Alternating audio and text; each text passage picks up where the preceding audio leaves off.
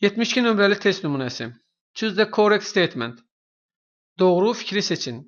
Bu test nümunəsini etmək üçün abituriyentlərimiz mətni oxumalı və mətndə verilən məlumatla yaxından tanış olmalıdırlar və müvafiq olaraq mətn parçasında əks olunan öz təsdiqini tapan fikri seçməlidirlər.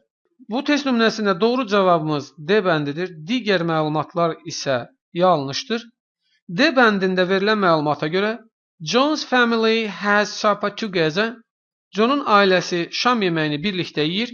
Mətn parçasında biz son paraqrafı oxusaq, görəcəyik ki, məhz bu cavab mətn parçasında əks olunmuşdur.